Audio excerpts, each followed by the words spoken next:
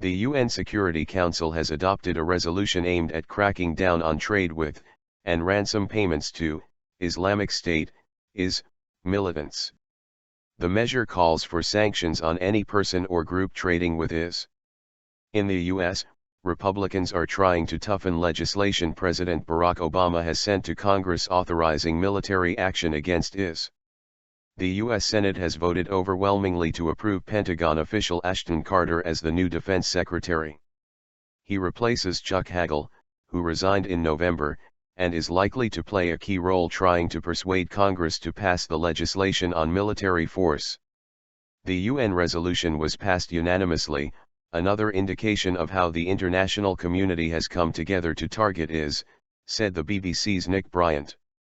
A UN report estimates jihadist groups are earning up to $1.65 million, £1 million, per day from oil sales, and at least $35 million a year from ransom payments. The UN resolution is expected to put pressure on the Turkish government as the country is considered a key transit point for oil shipments, with trucks often returning to Iraq and Syria with refined products. It also extends a ban on the trade in antiquities looted from Iraq, which was already in place, to also cover items taken from Syrian territory.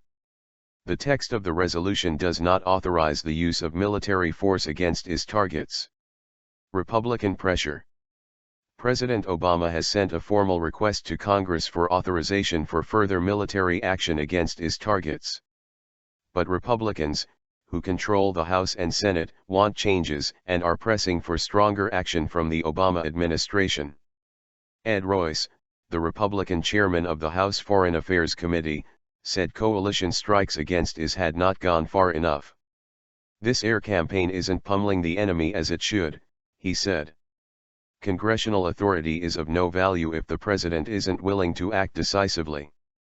Mr. Carter was approved by the Senate by a vote of 93-5. He was the Pentagon's second highest ranking official for 2 years and has degrees in physics and medieval history.